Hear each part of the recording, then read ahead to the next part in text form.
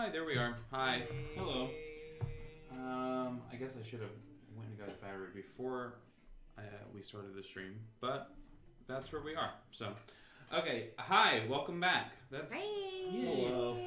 So we were talking about last session. Last session, you guys were in a No, that's a different game. God damn, so many games. You guys were in a miniaturized castle. That was floating in a dark, cavernous room. I should probably turn off the jazz, the funk, or whatever. Give us an atmosphere. If the light is on, that means the mic is on, right? Mm-hmm. And if it's blinking, it's muted? Mm-hmm. Okay, cool. Sorry, just want to double check. I can see that. Keep an eyes. Cool. Ooh, creepy. Alright. So you all made your way into this miniaturized castle that had a shrinking field around it, and your characters met a homunculus that lived inside of it, and a fairy dragon that was playing tricks on it, and you can convince them very nicely to kind of play together. You convince the fairy dragon to, like, well, if you can change shape, if you can polymorph, just pretend to be its master. Problem solved. It's pretty good roles, I think, to go along with that. And we did last session with you guys walking through one of Hallister's arcane gateways, one of his archways that allow him to jump in and out of the Undermountain and through it. This one was tucked away inside the miniaturized doll castle. And when we start this session, you guys are literally stepping through a mirror that is about the size of like a dressing room mirror, and kind of in that style, except that it is set up against and set into the wall. And as you step through it, it's kind of just like an open space. And once the last of you step through, the last of the four of you, you guys notice that a glass pane appears, and the runes around the edges of it kind of stop glowing, trapping the last of whoever's not playing tonight. So there's always a convenient reason why everyone's not here all the time. Constantly getting split up. Just the four of you. They didn't make it in. Every time. Instead, these portals never work right. Yeah, these portals, they never work right. Instead, you notice your reflections in the mirror. No sign of your lost friends, and standing behind you in your reflections is Hallister, a good foot or two above you, almost floating, kind of looking down. And you guys turn around behind you in real life, and there's nothing there. It's just an image that's inside this magical mirror, and he kind of looks at all of your reflections in the mirror, and then looks up at you, and then starts to wave his hands, and as he does, this Elder Rune sigil starts to kind of burn into existence like fire that seems to be lighting itself from nowhere. And when he does, a flash of radiance fills the room, and you see his image in the mirror kind of like looks up and shrivels and like turns to paper and burns away like he dies in the image. And when you do, you feel a kind of a static shock, and all the hair on your body kind of stands up. Everybody select a magic item to sacrifice or die. Start with Meryl. Ah! My quill. Here, my quill. My ring It has to be. feather It has to quill. be an item that requires attunement.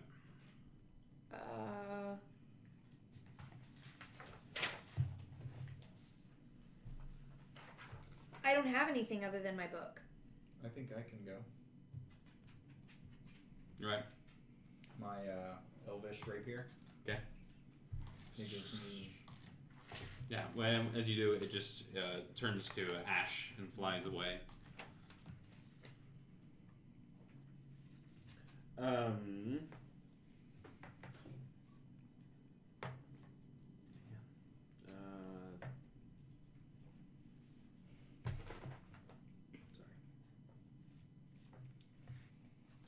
Yeah, I guess then my amulet. Okay. Yeah. What did it do? We got. Let me cast Dominate Person with 5 lay on hands points, but I don't think a Drift Globe or a Sentinel or a Shield of Fireball catching are attuned. No. Damn. And yeah, there you go. You're still alive. What are you giving up? The medallion that lets me re-roll failed concentration checks. Since you don't have any items proper, I'll let you I have a weighted cap, roll a feather quill. a d4, and you sacrifice that many pages from your book. No. Okay. How many? 4. All right. I will let you choose which they are, and you can just mark them off that you're missing them. You'll be able to find them again, but it depowers you lose all that power up you got at the end of the last session. Oh yeah, the one that makes them empowered. Okay. Mm-hmm. Okay. Now you've collected them all. They'll be a little easier to find, but since that's the only item I've given you, that's how that will work. Okay. All right. Cool. What a way to start a session. Yeah. Shit. Woof. Hallister's your friend, right? As you all stand there kind of getting yourself back together, you notice that the mirror also has cracked, probably rendering any use of its arcane mirror out of it. So you probably can't go back that way. It's hard. You are in a cavern. The space is kind of strange. The walls and everything glow with a soft blue, almost a soft blue-green. There is a fog that floats on the ground kind of unnaturally, and it seems to almost have a radiance that glows from it. So, and as you look around with your high perceptions and investigations, you can see in the fog, this rolling fog, the fog will roll up and form just like the silhouette of a face of a person that seems to cry out in anguish and then like rolls back. And there's all these faces kind of appearing in the fog as you walk around. Some sort of, obviously it's some sort of magical effect that is a byproduct of this level of the, of the Undermountain. The other thing about this place that's interesting is that even though this is a cavernous space and you can feel the walls are this smooth like sandstone, it's very cold to the touch, and this area has a very temperate. So even though there's a fog, the stone is cold, but it's almost like a nice 60 or 70 degrees, 70 something degrees inside this space. So it's almost temperature controlled. And as you kind of look down out of the multiple exits from this chamber you're in, the only thing you notice other than the exits are there are corpses. You see like bones of like Duragar that are like dead. You can see a rock slide like caved in and killed them. And as you kind of push into the next spaces, there is more light that comes from the edges of the ceiling. And without going too far one way or the other, you can kind of determine you're in some sort of underground maze. As you would travel through these corridors, they have very sharp left, right, forward, forking kind of structures, very obviously created with magic or with design in mind. Then this is not a natural cavern, some sort of maze. Consulting your book, you know that this level is called the maze level, and you're able to kind of look at the what you do know about this level, just what the book has already written in it, and it says something about this part of the Undermountain having an overlap with one of the layers of the Abyss, which is where demons and demon spawn come from. So this is like the slice that was cut with the Underdark. This is one part in the material plane and another part parallel in a hellscape. God damn it. Not even a hellscape, just like the Abyss is like a pit. And it has infinite layers, and this is just one of the tiny layers that happens to vibrate on two frequencies at the same time. So it's not really like two places are on one place, it's more like one place is going in two different, filling the roles in two different places. Yeah, so if any of you have an experience with demons, you could probably make some rolls here. I feel like you guys, when your backgrounds is probably more infernal, Mm-hmm. probably any connection from your sister or whatever it would be. I feel like what do you guys, what languages do you know? Common, Gnomish, and Goblin. Common, Sylvan, and Draconic.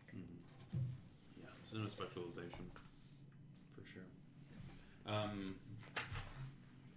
So you guys, you kind of don't know which way to go. It's all kind of the same, and maybe you even venture down one path a good, 2 or 3 turns.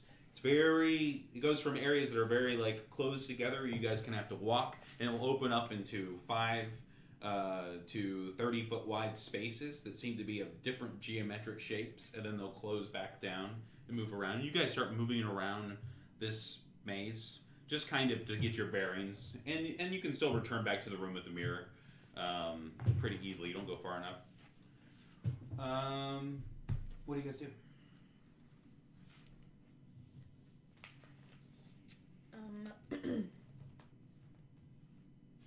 With your high perception, you can hear in the distance some sort of bestial sound, something off in the distance roaring. You also can hear pretty easily, like as soon as you guys kind of, like, well, I don't know what to do, kind of stand around and kind of listen for a second, some shouting coming from the passageway that's right in front of you. The shouting of like someone who's like, sounds like they're in trouble. Like, oh no, no, get back, oh! Like that kind of thing. Let's go. Yeah, do you guys want to respond to that? Can I roll an insight to see if it's a trick? Or if I feel like it's a trick? Yeah, you can roll an insight to see if you get a reaction on it. Yeah, and you guys start kind of maybe not like full sprint, but start heading around that corner. 22. Okay, and as you guys kind of, you realize it's much closer than it sounds. The curvature of these, the turns and the twists in these corridors cause the sound to kind of bounce back. And at first you walk past it, and then you guys have to turn around. You're actually at the end of the line, and you're like, no, it's this way. And as you guys get close enough, you can hear 2 voices distinctly, a male voice and a female voice. And they're both talking about fighting against something huge in this room. They're shouting like, no, throw me, like, duck and bob out of the way. They sound like they're bickering, like, what strategy they should go. It's a distinct relationship. Your high insight would reveal to you it's the nature of siblings. That's definitely the fight of 2 siblings who are fighting something together right now. But you can't see what until you see a big, like, whatever they're using to light the room is a soft, like, purple and green, like, light. And you can see the shadow of this large horned beast that they're fighting, kind of. Yeah, let's go save these fucking kids. Okay, cool. Yeah, for sure. As you're around the corner, you see that they're actually not kids; they're adults. Time to say, let's just. Yeah, for sure. And it just help paint the picture. They are siblings. Oh, yeah. And they look kind of well-to-do. They're both dressed in black mantles, and they have like leather overcoats. They look very slick. They look a little goth. They both have silvery white and purple hair, and very pale skin, like they haven't seen the sun in a long, long time. The female has real, like, kind of plain features and real straight, long hair that goes all the way down to, like, her knees. And she has, as she's fighting this Minotaur, yeah, it's a big Minotaur. Oh, yeah. She says something like to him, like, get back and I'll take care of this. And she manifests this blade made of this energy that you guys are completely unfamiliar with. Even if you have a super high arcana, I don't think any of your characters would have ever encountered this type of energy.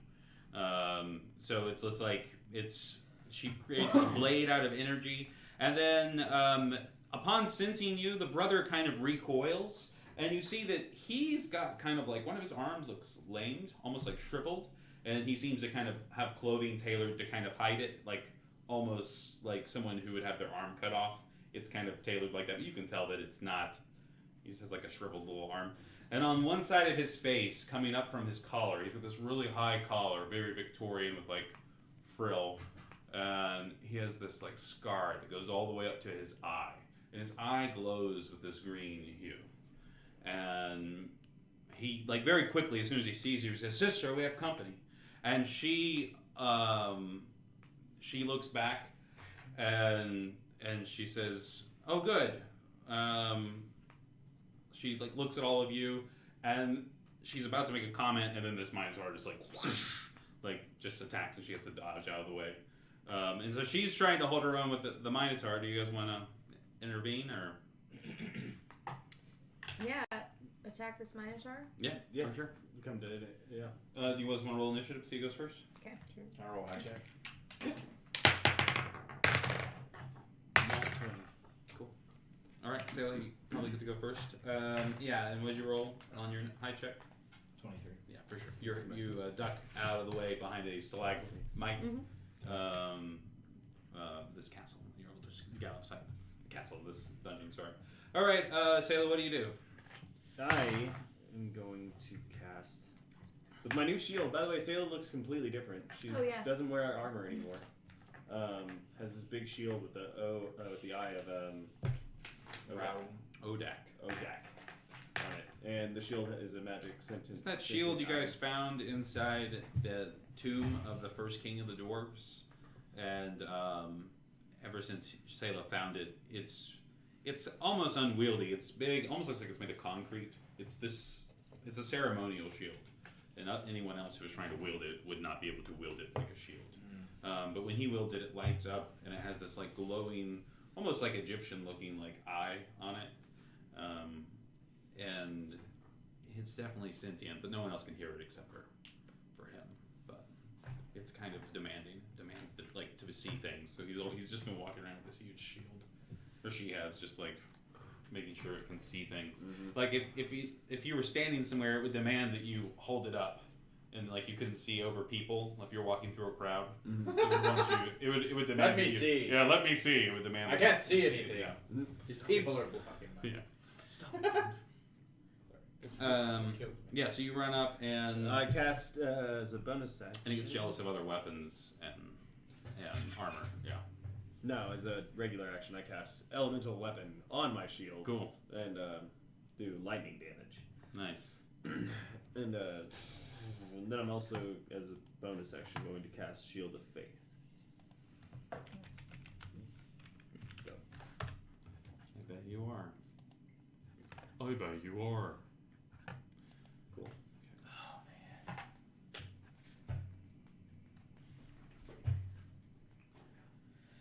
man. Yeah, that's the end of my turn. Cool. But now it's how much like- damage? I'm sorry. I didn't do any damage. Oh, I just I got activated. things ready. Yeah, I just got things ready. He's just prepping. Cool. As my Minotaur is going to spin an interrupt point as you like run up and you kind of get all your stuff ready and say something clever or I don't know, intimidating. It's going to like and kind of charge at you. By kind of charge, I mean it is going to charge at you.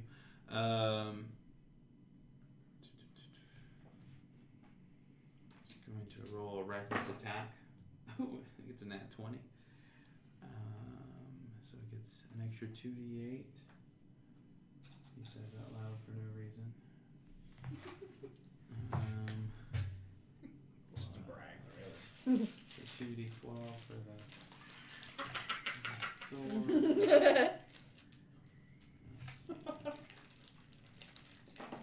You want a cookie? No. 22. He doesn't like the texture. That's 36 piercing damage. Oof. Oof. Is that? Yeah, so it charges up and wound? it swings its axe and like charges with the axe instead of with its horns. Because this is a special Minotaur. He's special. He's special. How many hit points you got? 41. Nice. Left. Doing alright. Make me a strength saving throw, please. Oh my god. See if you get knocked back 10 feet and prone. 24. Nice, yeah. So as it comes up to kind of knock you out, you just take the shield and you get knocked like just enough to still stay in your 5-foot square. So you still move, but only like 2 feet. It's like my yeah, feet you are just like sliding. slide. You knock it back, and that's pretty badass. Everybody have a hero point seeing Sayla with her new protection status quo kind of going, and the power of the shield of the Eye of Odak. Cool. Well, then it doesn't get to do anything else on its turn. And Sayla, I'll let you pass the turn to someone else. As I'm like holding, I imagine it's almost like we're kind of like it's pushing on my shield, and I'm pushing back, and I'm gonna be like Minerva, and I'm gonna have Minerva like Nice. blow it up. Please. Noise. It's not time for a big baddie yet, Okay, but we'll do some damage. that's fine. Just hurt it. Just hurt it. Bad boy. What you doing? Sorry, 1 second. You're fine. Oh, it's fine. Alright. Oh, it's fine. That's fine. No worries. We'll At least 36 damage. Woof. That's a lot of damage. I don't think I've gotten to use this one yet. Let's have him make a dex save. All right. It's one of those deck Great. save death rays, Jake. It's not a death ray. What's your spell save? 17. He fails. Okay. It fails. What do you do? Immolation. Nice. Just burst into flame.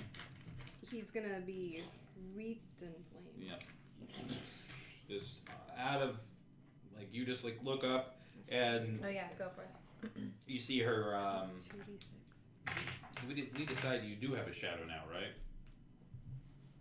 I thought it was something weird. Oh, it's weird. All right. Oh, it's always an animal. That's what it is, Yeah. right? That's right.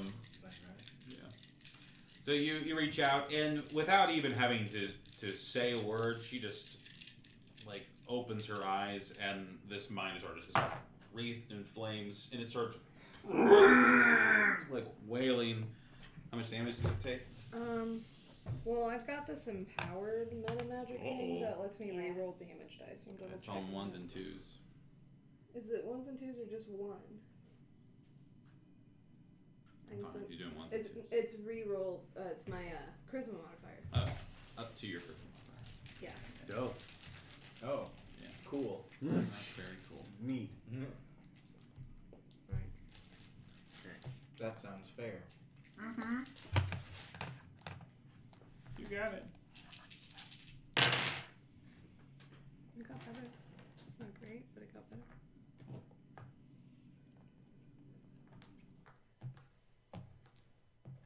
$23. And then at the end of each of his turns, it needs to repeat the throw. Nice. Because this lasts for a minute. It's a concentration. Uh huh. Yeah, for sure. 23 damage. Yeah, and it's not stupid. It's a big beast, but it's got it's stupid, but it's got a high wisdom, so it can tell Where that it you're came the from. source of its Yeah. pain, and its attention shifts to Come you. to me. Do you want to do anything else before you pass the turn? Can I activate my ring of flying? Or is that an action? Call it a bonus action. It's fine. Okay. Yeah, I'm a fly. Okay, cool. So he can't touch So this. you just move Yeah. out of his reach. Perfect. Before it's like trying to come up to you. Not far enough away to provoke any attack opportunities, though. Because as soon as you get out of its reach, it just shifts back to probably you because you're right in front of it. Wait, that's a bonus action. Yeah, that's all I'm doing. All right. Who do you want to pass the turn to? Meryl. What you got? What you got cooking? I call upon Avard's black tentacles. Oh, jeez. Nice. So that creates a. Squirming ebony tentacles fill a 20-foot square on ground that I can see within range. Cool. So you select the ground right underneath the Minotaurs. It's kind of backing up, not close enough to get Sayla, I'm sure. Sayla, you're probably even goading it into the space where you can tell she's casting the spell. You can already see the ground kind of changing. So Sure, you're like, come on. Yeah. Come on. I don't know your voice. That's fine. Miss Piggy? Come on, Kirby! When a creature enters the affected area for the first time on a turn or starts its turn there, must succeed a dex save or take 3d6 bludgeoning damage. So when it starts its turn there, stuff happens to it? Or as soon as you cast the spell? When a creature enters the affected area for the first time on a turn or starts its turn there. Okay, so right now, what's the save? Dex? It is, a dex save. It fails. I don't. Sweet. It's gonna take 3d6. Could I borrow 2d6? Mm-hmm. Thank you. It's gonna take 9 bludgeoning damage, and it's restrained until the spell ends. Oh, cool. Nice. How long does that last? Up to a minute. Cool. And a creature that starts its turn in the area and is already restrained by the tentacles takes 3d6 bludgeoning damage. So next. Just automatically, no save. Then they can use its strength. Sick. Yeah, that's really So cool. you two have just strapped it down and lit it on fire. It's on fire. Yeah, that's pretty dope. Well, I'm glad I spent that spell slot. All right, who you want to pass the turn to? Hold on. Okay. Just so that you know I can say it out loud. A creature restrained by the tentacles can use its action to make a strength or dex check, its choice, against my spell save. Cool. On a success, it frees itself. Cool. Okay. Very cool. Cool. That's awesome. And at the end of its turn, it takes damage from you at the start of its turn. Yeah, so that's awesome. Shit. Evar's tentacles. That's dope. Oh, there you go. Take it away, Del. Have a hero. This is also magical flames. They No, can't be- yeah. Okay, cool. for sure. They Can't can't be be put out. extinguished, Yeah, no. they're. This is some like. We're Some turning high it magic to shit. ash. This is like some Exorcist style Yeah. flames. Yeah. Oh no, you're right. It is at the end of each of its turns. Okay. Not the start. I almost imagine that you produce flames made of shadow. They They're light like up the black. area still, but they've got this kind of like weird negative, like film negative kind of vibe to it. That's cool. Thank you. Fucking scary shit, man. What you doing, D money? Sneak attack. D money cheeks. Nice. Sneak his attack. That's it. 19. Yeah, that hits. You need a lot of d6, don't you? I don't have money in my dice. I Here, need how many? 4 more. Here, just hold on to those sneak dice. 7 will do.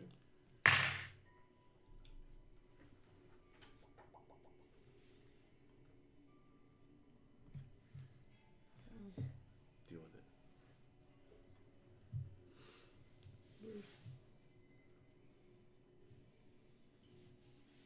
28 damage. Deal. Nice. Jesus. Point. Wait. We're all like, where did that come from? Just like right in his eye. He's on fire. He's got these tentacles, and it should be a 1,000,000 to 1 shot. But you want to go ahead and make a high check to stay hidey. I do.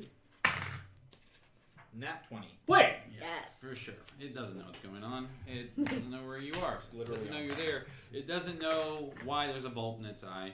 And it's in a lot of intense pain.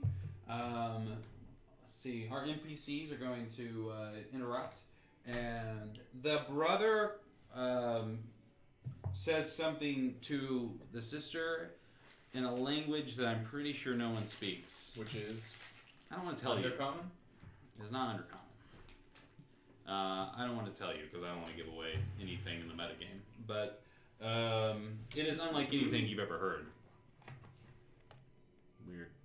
Can And as he does that, his green eye glows, and the fire on the back of the Minotaur kind of separates, like not stopping your magic, but pushing it to either side. And the sister runs up the back of the Minotaur, summons this blade made of energy, and jams it into the back of the Minotaur's skull. And as she does, the Minotaur like heaves forward, and its flesh just starts to burn away, and all of your tentacles, like it's all of the Minotaur of it gets pulled from the bone of the animal, revealing not actually a skeleton, but a human adventurer inside. Someone who's missing like their arm and one of their legs, and the blade's going right through its like head, and she's able to pull it out. When she pulls it out, there's no blood, there's no cut. It just seems to push right through its head, leave no mark. But this guy's dead, and all of your spells kind of consume the Minotaur until your spells dissipate, unless you're really adamant on keeping them. And you can tell that all of that kind of returns to this swirling mist. So there's a link between the Minotaurs and the mist, is what you guys can tell from how your spell effects are kind of interacting with it, and the magical nature of this fog that's on the ground. Okay, everybody have a hero point for killing the shit out of that Minotaur. Yeah. I took liberty because on its next turn, you guys were going to obliterate it with both of your magics. There was. Why don't you let us have that moment? I wanted to see us fuck it up. You did. That's what I'm saying. So I was just moving it all into one big moment. I All right, liked it. so the Minotaur is dead. The brother and sister look at all of you and say, basically like, well, the sister's much friendlier than the brother. The sister's like, thank you so much for the help, and she like walks up and she shakes your hand, and she kind of gives you the one over, like in a friendly kind of way, pats you on the shoulder, and kind of flirts with you a little bit, just like you know, as to say hello, and you can tell it's kind of her personality. The brother, on the other hand, is short now. Holy shit. He lost a. Like 6 Oh inches. yeah. I'm like 5'2" now. You're as tall as me. a little shorter. That's as small as you're going to shrink. It doesn't turn you into a full dwarf or anything. It's just you're a little. You said more... I shrank half a foot, right? Yeah. Okay, I'm 6 5'6". inches. Yeah, this isn't like a beard of You're still dwarven taller. strength that like makes you into a beard. Gives you a beard, and like this is just like condensed you a little bit, made you more dwarf-like. Doesn't Dell say that to her? She's like, I don't know what you're talking about. You can't be knocked over. You can't be knocked prone, can you, when you're wielding it? Something like that. It's something ridiculous. Like Yeah, that. I think as long as you're standing or something like that. Anyways, so the sister kind of shakes your hand, and the brother is kind of standoffish, kind of giving you all the once over. He doesn't like either of you, kind of looking at you. He's a little like wafy and a little. He's like tall and slender and a little like I don't know. She seems to be more in charge, and she kind of, now that you can tell the dynamic that she's a little more of a boss, and she kind of bosses him around a little bit, and he seems okay with it. They have a fine relationship, but I don't know. It's clear that they're working together more out of necessity than out of like the joy of doing it. And they kind of bicker quietly. But just enough to kind of like get themselves like realize that people are looking at them. And she introduces herself as Riven Shadow Dusk. Riven Shadow Dusk. And she says, this is my brother Labos. Labos Shadow Dusk. And he kind of moans. Without having to roll an insight, you can tell that he did not want to reveal his name. Being that Selah, specifically anyone else who's been involved in like the politics of Waterdeep, but specifically Selah, would know that the Shadow Dusk is a disavowed former Waterdavian noble household. So these people all kind of like disappeared or went rogue or kind of like all live it off in like rural areas as the family went into disgrace for tampering with artifacts that they found in the Undermountain, specifically things that link them to places not of this earth and drove them mad. Cool.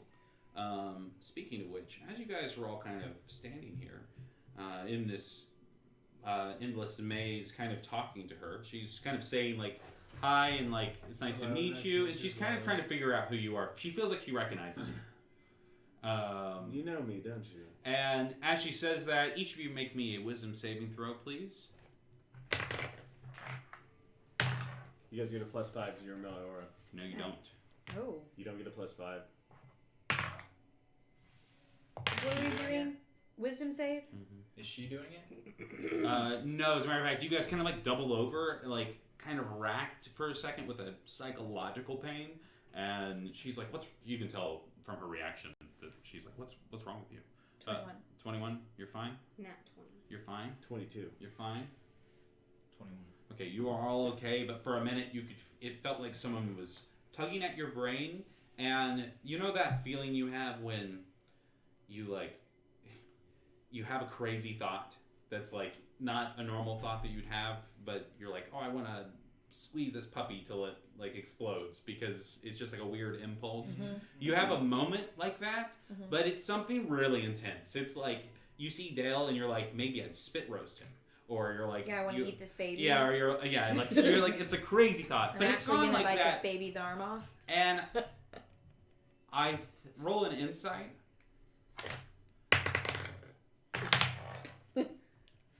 25. There. 10. 8. That makes sense since you have the nat 20.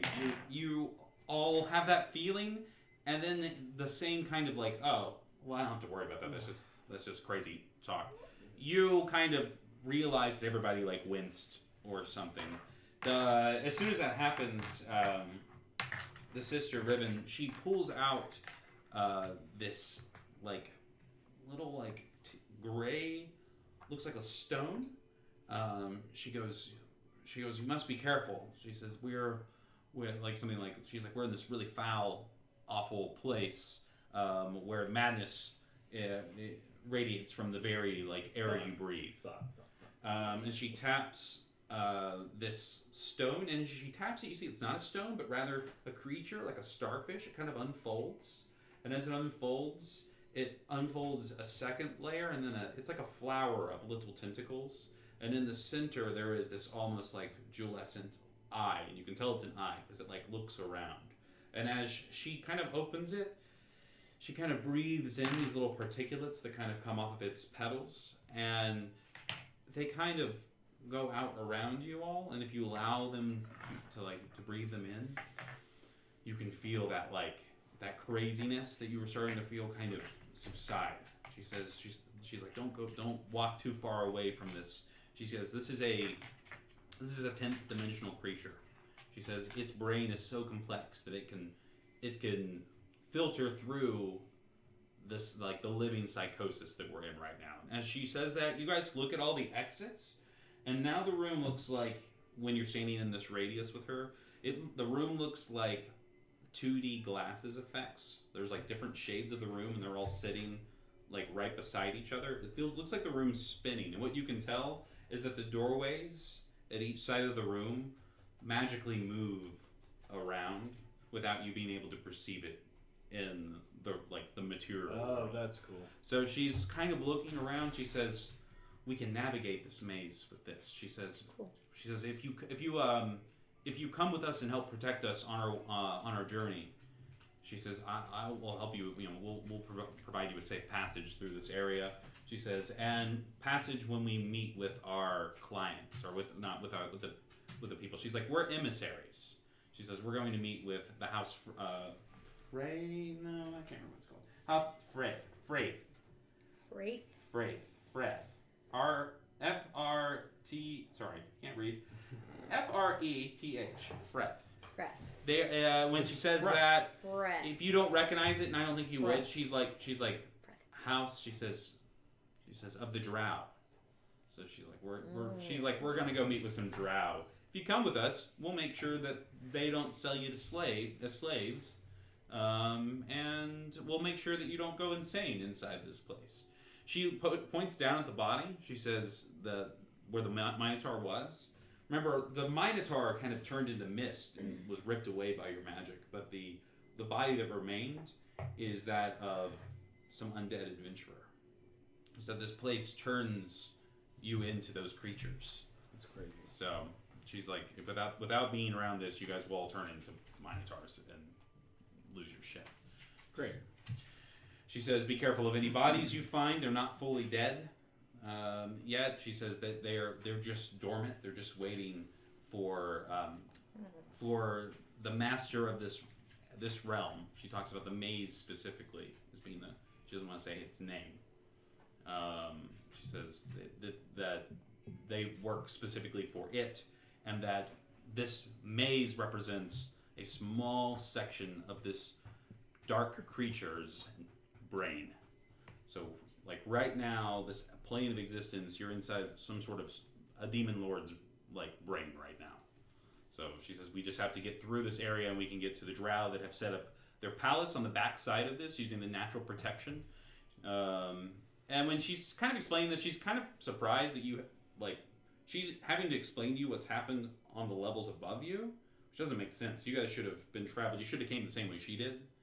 And she kind of makes note of that because you guys aren't very good at hiding that.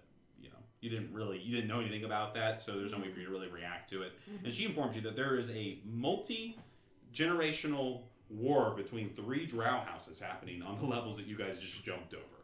So you saved yourself probably a month of adventuring through that area.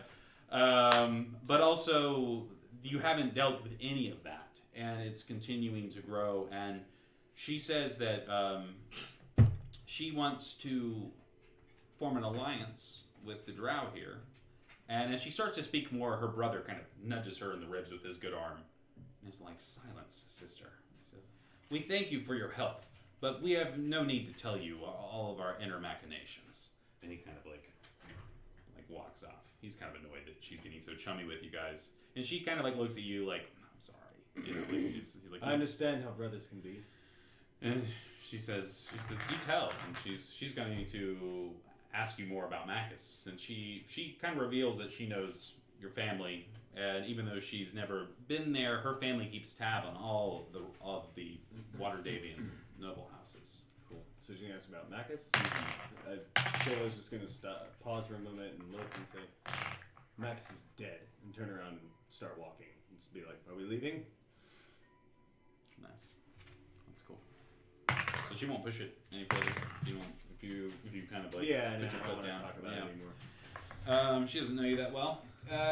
She goes on to explain that she and her brother have a different sort of power that they've gleaned from the far realms. And she explains that she's a psychic. She is psionics, so she has a psychic blade, and that's what she's using. That's so cool. She can straight up like stab people's brains with it, but she can only do it when they're near their human form. So like she can't just like one hit these minotaurs, which she thought they kind of overestimated their power. Mm-hmm. So they're they're not lost, but they're a little undergunned to go through this maze. So you guys want to help them? Maybe they'll help us. Or do you want to? She says that the way beyond this level of the dungeon is in control of this drow house. They have basically all the tunnels they've been able to cut off, and one of the only ways to the lower level is via them. So they can give you like safe passage basically through this drow area. They can be like, "Okay, we're gonna walk into this next place, and we'll all wave, and you won't have to fight anybody." Is what she's promising you. Okay. You can roll an insight to see if you believe her. Yeah. 25. It's pretty good. It's pretty good. You 25. You definitely want to believe her. She's being real friendly. She's the nicest person you've interacted with In this time. in this fucking like cave, and it's nice to have someone, It's nice for strangers to be nice to you. Also, she's just got a real like otherworldly like charm about her. She's a little different, but there's something like interesting about her. And she seems to be able to like finish your sentences and like know what you're thinking. And wait a minute, she's probably reading your mind a little bit. That's what you glean from this inside roll. She seems trustworthy, but she's also been reading your mind a little bit. I'm going to use my shield to do detect thoughts. I don't think that'll work well.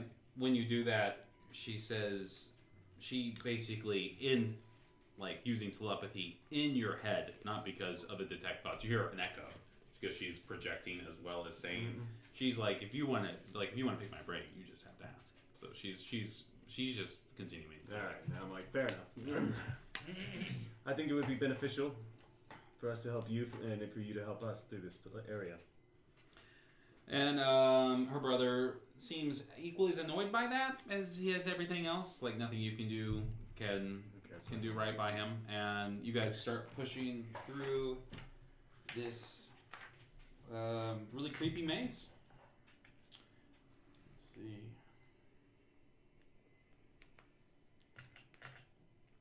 Yeah, you continue to move through. You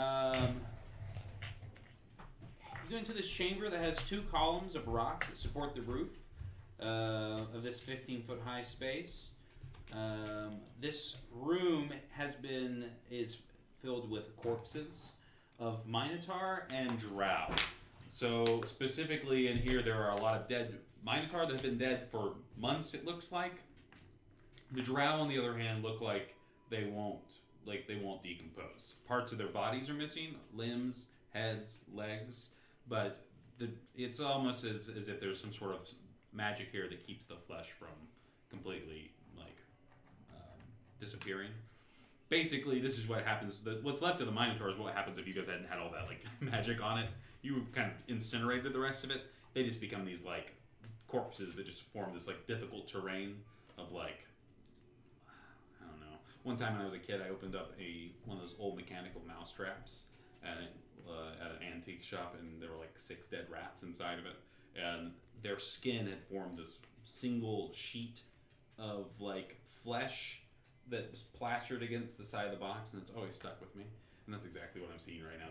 They just form these almost like structures that seem to feed into the maze itself, but when they get close enough, it's just sandstone. You know what I mean? It's just really creepy. Yeah, that's awesome. Awful. Oh, it was awful. Did you freak out as a kid? No, I just drew it a lot. I was obsessed with I didn't freak out. I just started drawing it all the time. Obsessed with skeletons of animals. Did and you I buy it? no, I didn't want to touch it or anything. I was grossed out by it, obviously. But I got a lot of books from the library that were bisections of animal skulls, and I would draw the anatomy of skeletons and of snakes and stuff like that. I like that. It's cool. So you guys, this room is just filled with all these corpses, and if you look through their belongings, they still have some stuff on them. It's not as much gold. It's more personal. Anything of military value or monetary value has been stripped from them, but some of them still have journals and diaries or personal totems or whatever, and all of that stuff's has kind of stayed here, as if someone who was with them maybe when they died just took the important things off of them, their dog tags, if they have dog tags. I don't know how their army works.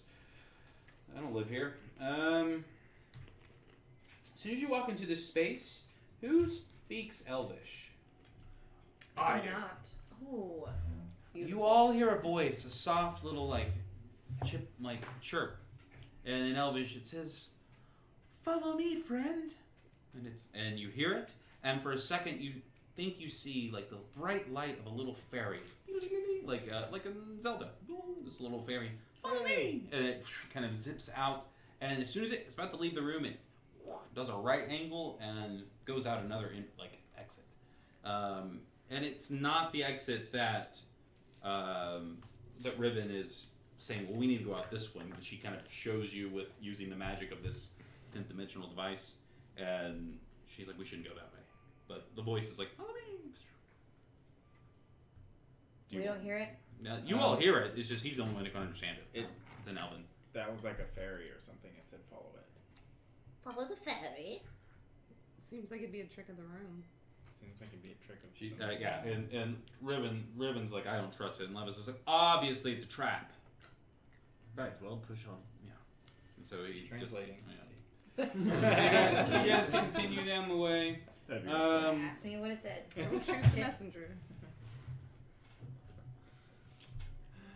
You pass by what looks to be the remnants of a cave-in that cuts off a tunnel. She's like, oh, we need to go this way.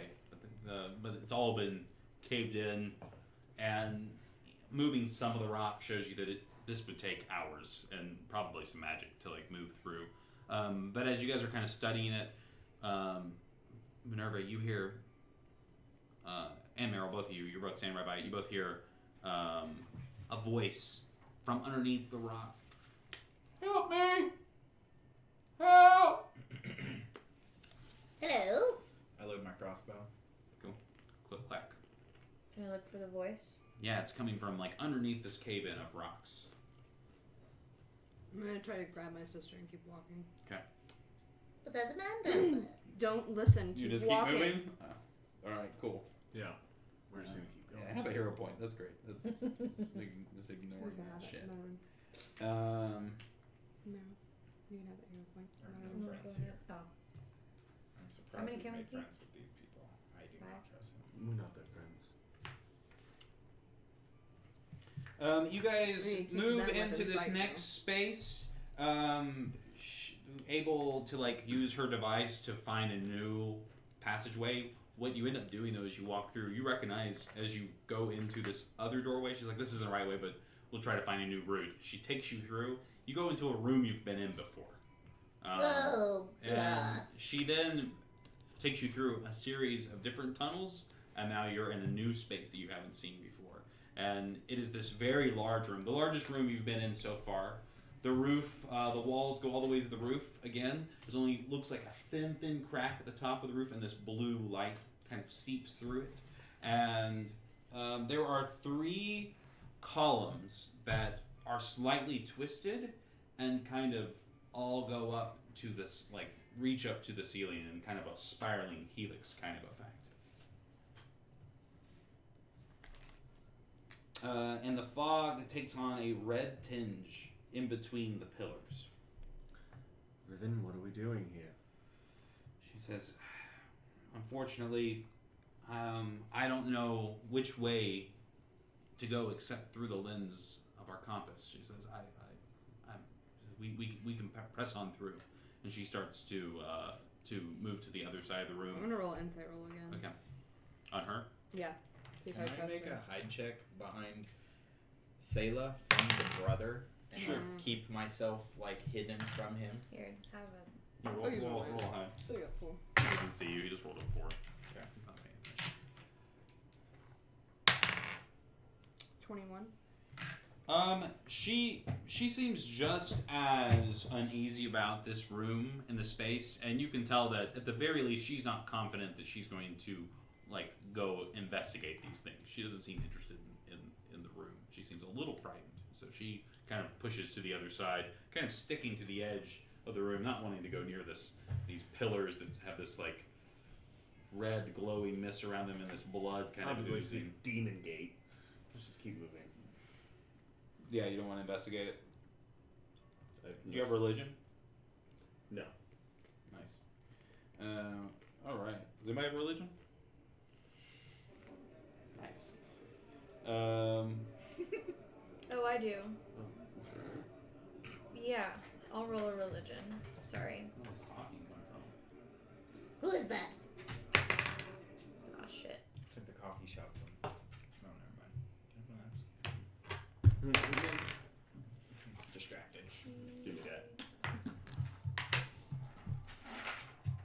22 religion. Kind of flipping through your books, you know that this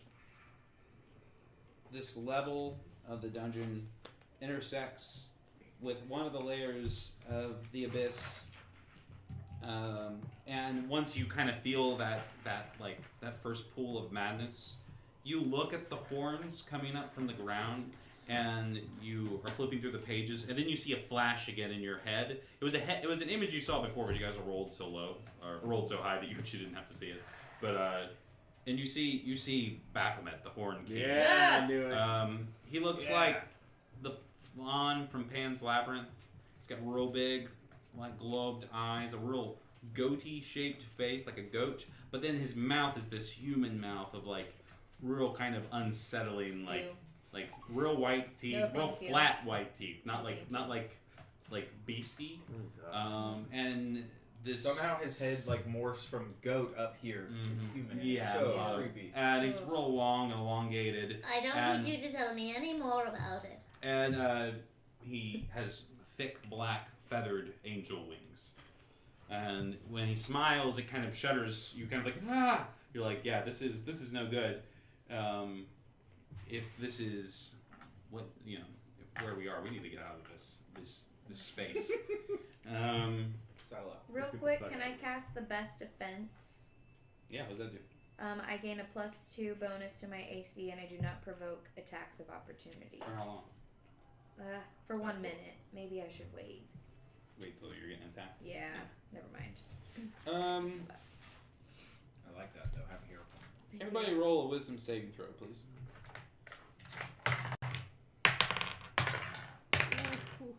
Nat 20. Point. I'm using a luck point. Cool. Nat 20. Nice. Yeah. 23. Nice. 18.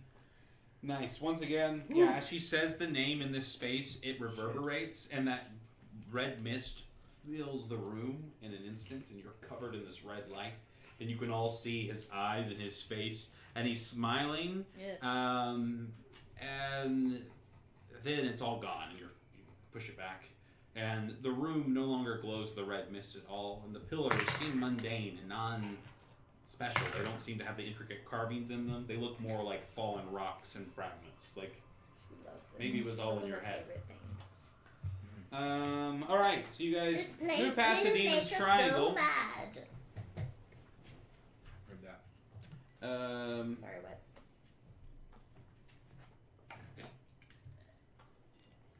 And like that, she being Ribbon, kind of leads you down a corridor, and she takes you to the end of a hallway with a door that seems to be kind of like this little wooden door, kind of jammed, out of sight, almost like you wouldn't have noticed it if you hadn't been looking for it. Just kind of tucked away, and with a shoulder check, she just opens it. And you guys kind of follow her through, and all of a sudden you can feel it. It's cold, it's damp, you're in a cave again. That drip, drip, drip. No more the like screaming in the distance. You're back in like the true material realm. And you can see behind you, there's no doorway. There's just a crevasse, a cut in the rock, and the soft blue glow that you know if you head back into that area. You'll head back into the maze. Excellent. You guys are in this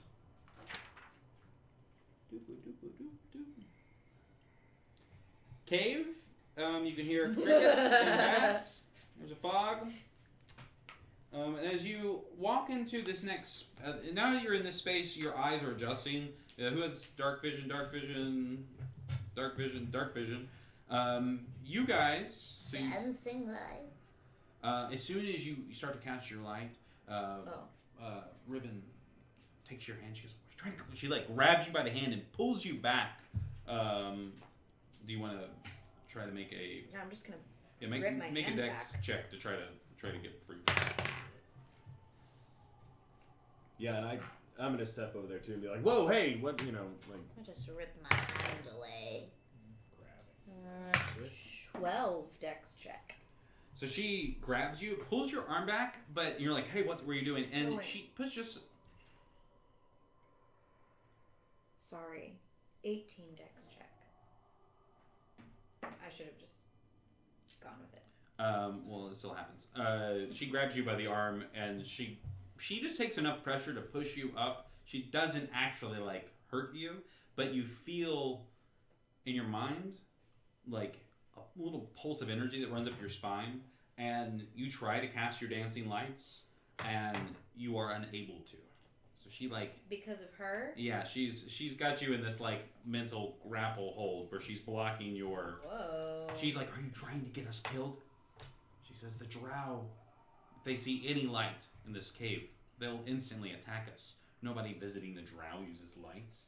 She says, she looks around at you. She's like you're all a bunch of like rookies. She's really like, and for the first time, she has matched her brother's tone and is a little like, look at these topsiders who are so deep in the dungeon. And she looks around at you. She says, "Why are you here?"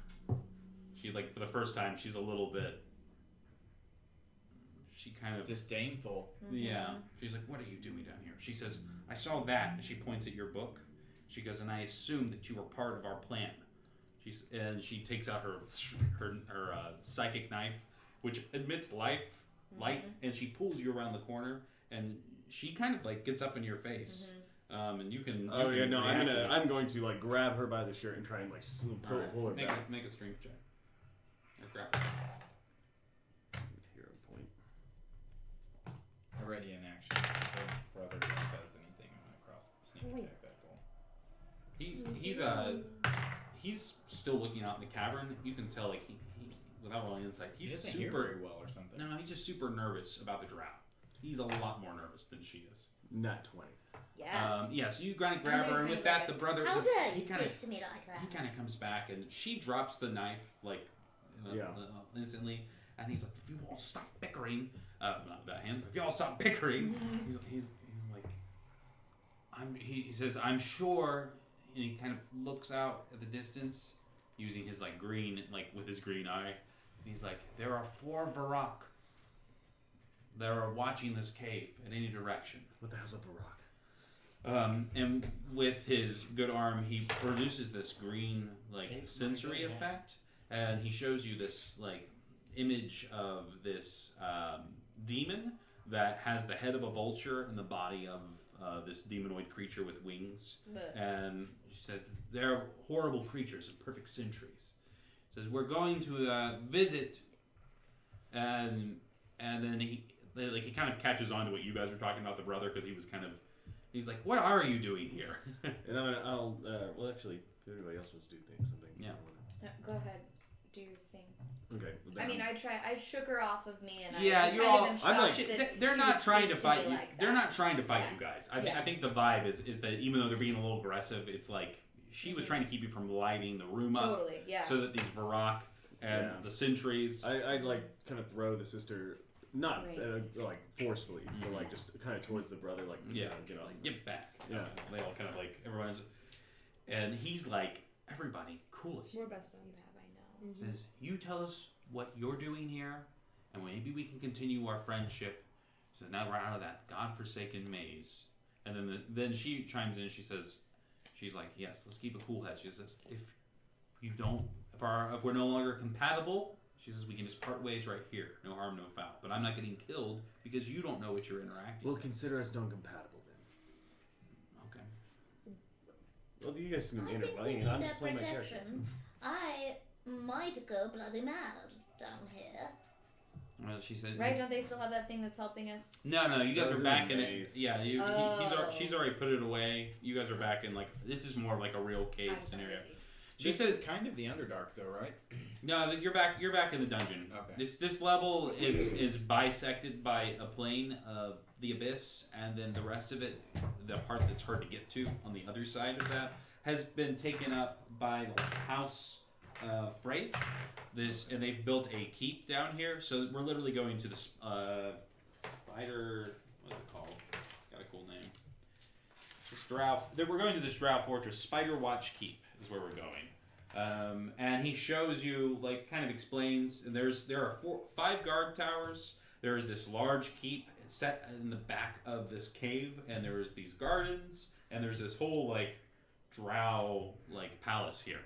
And basically, it'd be very dangerous and hard place to sneak through on your own. And he's saying if you at first they kind of assumed that you were sent here by Hallister, and the brother kind of begrudgingly is just like, "All right, let's just cut the crap." He's like, "We're here because we were told by Hallister that we have to get this this house sorry, let me formulate my thought.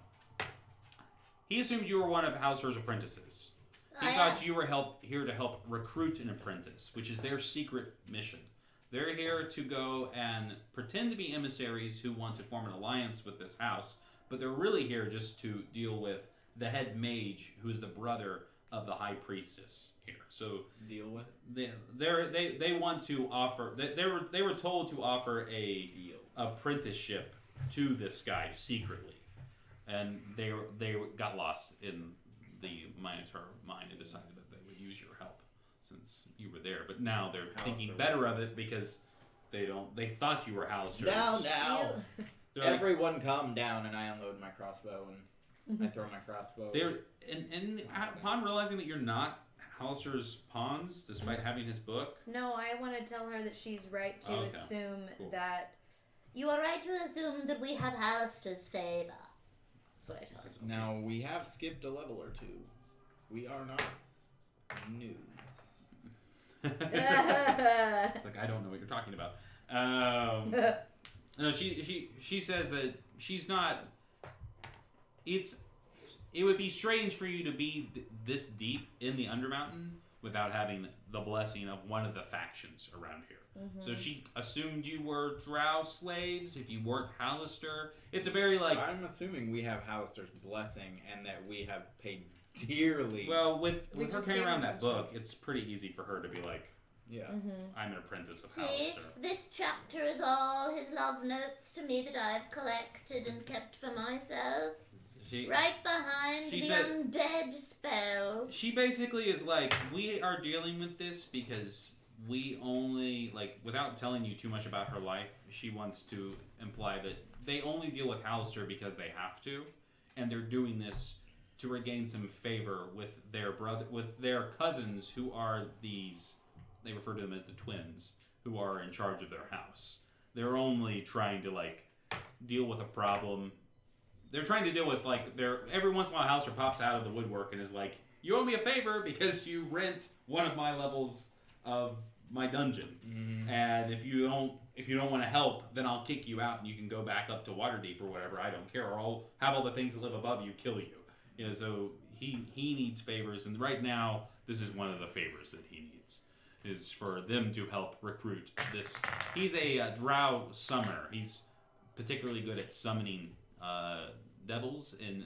summoning demons, and he can do it through Hallister's magic, through the magic of the Undermountain. So he's particularly like skilled and gifted.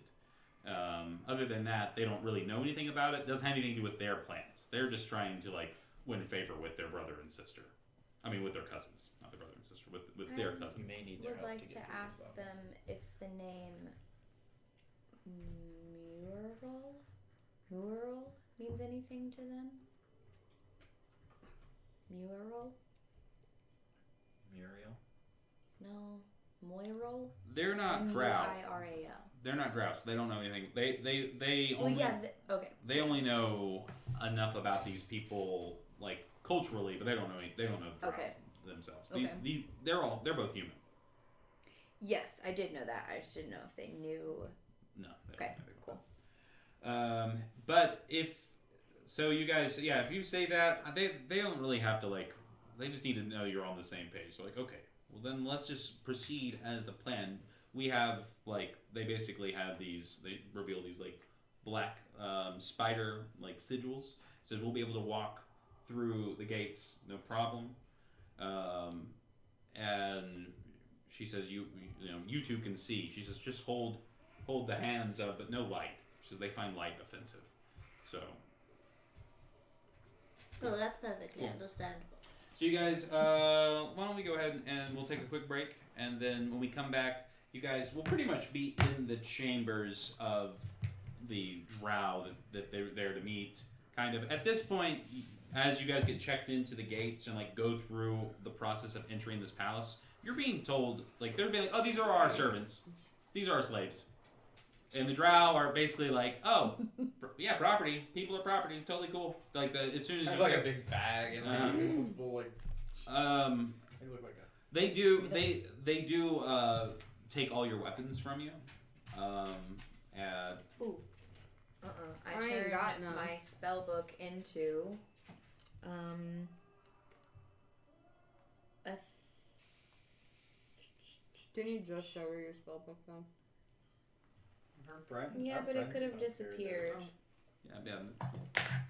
Can I Sorry. sleight of hand my dagger? So I turn it into a pocket watch. I can turn it into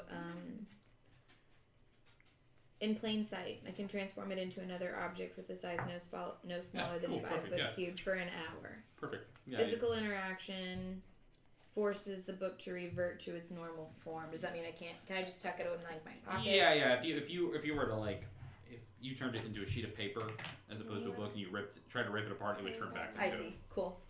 Well, you can turn it into a pocket watch, open it, and close it. And, Cool. So you just change your book. What did you roll? 30. No. You can hide 2 daggers if you have 2 daggers. I don't carry 2 daggers. Okay. I wish I did because I don't have rapier anymore. Aww. Didn't you willingly give that away? I'm not giving up my shield. Or let it be taken? You don't have to. Cool. Just make it. It's your fault. That's what she's saying. Basically, you have to have between ceremony. I think that needs Let less. it Oh, happen. it's not for Yeah, combat. I'll just like follow behind the. You I had to didn't give my try hard elvish enough. one away. Are you talking about my old one? Oh. By the way, Sayla hates this because she hates the drow. Hates the fucking drow. Perfect. Okay. Hates. Ooh, she's shaking. Doesn't Okay, like cool. Well, then let's take a quick break, and then when we come back, we'll interact with We'll do the some spooky high shit. priestess, and Cool. they'll tell you what they want from you in order for them not to kill the whole lot of you. Okay, great. Wunderbar. Sounds about right. Cool. Because they'll lie to like say that you're slaves to get in, but they can talk a little more candidly with the dignitaries. All right, we'll be right back.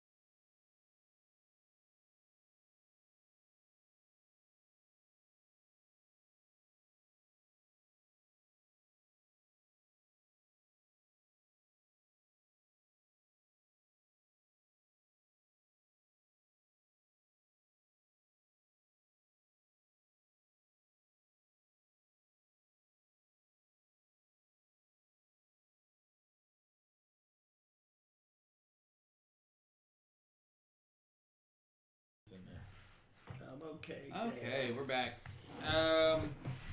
So we'll cut to you guys now in this keyboard. I should just throw it comically away. Do that. I'm so annoyed with it right now. Oh my god! I closed my. Maps. Oh no. Well, that's it, guys. Good night. Oh, look, I found it. It's over. I feel like that happens I have a once bookmark. every session. I've added bookmarks to my whole thing. Well, Oh, hi, That's buddy. I That's didn't it. Good know you night. there. Good night. You started licking me. So as you guys are led into this fortress, they kind of they frisk you. They take your weapons. You're able to get a dagger pass. You turned your spellbook into a pocket watch. A pocket watch. And yeah, they have no problem with you carrying a shield, and you don't have any weapons, so they actually it's pretty easy for them to you've got your stuff. They take it away from you. You'll get it back, as long as you don't. I don't know. Fuck it up.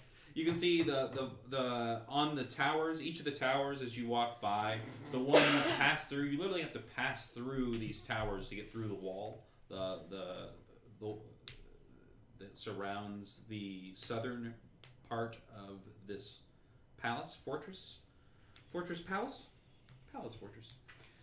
The outside the palace is a barracks, and you walk past it, and you can see that there are 20 off-duty drow kind of hanging out there. Jeez. There were 8 drow inside the tower that you were in, and at the top there was this mage that was using magic to kind of yell and communicate back and forth using message, kind of verifying who you were, kind of giving them the 3rd degree.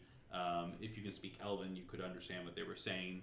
But real basically, that was it. They were like, "Oh, these are our slaves," and then the drow were like, "Okay," and no big deal. And yeah, there's a lot of drow here. There are lots of drow. As you go past the slave pens, you can see the garden. That they have troglodytes and goblins in 2 different little camps, and there's a minotaur that's been chained up as well. And they just use them to harvest their fungus, and these fungus gardens they have set up outside of the fortress. And yeah, if you guys caused a stink, you would have a lot of people all over you real quick. The keep itself is built up with these towers that make it almost look like a giant spider that's hunched over. There are 8 towers that kind of go up at an angle, then 2 main chambers, so it's kind of built almost anatomically like a spider. And there's only something really you would be able to see because it's so dark. You guys are hearing them yell at people that you can't see in the distance, even with your dark vision. It's only 60 feet, so the towers are 120 feet. So they're just like... Can't she see that far? Yeah. He's got it. Oh, I'm sorry. That's fine. I'm here. That's fine.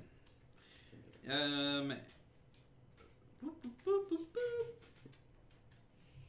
Yeah, and you're led through a barracks with elite drow. There's some elite drow warriors that are all women. They all kind of scoff and call you names as you walk through. And you are taken up to... Like Butthead. That's one. Dweeb. You are taken to the chambers of Ariel. No, I hate this fucking universe and its goddamn names. Aurelol. Okay. She's the Fraith. So the priestess Fraith is fine too.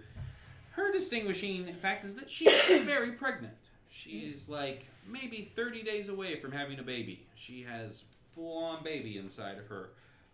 So when you are taken to her room, she's kind of laying on a cushion made of woven spider silk. And out with her is... Yeah, there's 2 drow. They're just like attending to her. Like they are wearing like house clothes. They don't have weapons and stuff. Like short tunics, and they're maybe her consorts and her keepers. And she also has her brother Driven. I don't know how you say that. Cool. Driven Fraith. He's a Drow Archmage. So as you walk in the room, that's whom they like motion to you. They kind of like, so we're going to be our brother. Her brother's the guy we're trying to recruit for Hallister. So basically, we need you to at least play it cool, so that we can hang out here and get some time, because we need some time in the fortress to kind of pull him aside and offer him Hallister's offer. And this is what they said to you on like the way in. So as you guys come in, first it's very formal, and then Ariel like kind of like waves over to one of her consorts and whispers, and they go to a chest that's in the back of the room, and they open it, and they pull out these like dusty old candelabras and these old candles, and they're like, let's make our topsider friends comfortable. They're not used to this darkness, and she kind of laughs, and her like little like pool boys basically just like laugh at her joke. Yeah. And her brother kind of smirks. He is distinct in that, unlike most Drow, he has very short hair. His hair has been chopped, like buzzed almost. And he has a scar that kind of runs down one side of his face, like a lash that was never healed properly. Oh, Jimmy. Sorry, Coach. Did you just like reach over and mess it up? It did look like I'm you gonna just shake it With my leg. like a cat. The other, so as they light the room, Mess. what comes into clear view, and you could already see this, is this statue of Lolth in her drow form, inside of this cage made of steel spider's silk. The spider that made this is directly above you. This room's maybe like 60 or 70 feet tall. There is this large robotic construct spider that's hanging above you all in this chamber. And yeah, so you're in this place. Let's see. There's a cabinet with all sorts of like mushroom wine and Zerkwood goblets. There's some wine, and she basically is like, help yourself, and they start pouring you wine. They start passing. They're being very cordial to you. If you've interacted with Drow before, if your character has, they're acting very unlike Drow. They're not acting with the same level of like disdain and contempt. She's making a genuine effort and seems reasonably pleased to see you.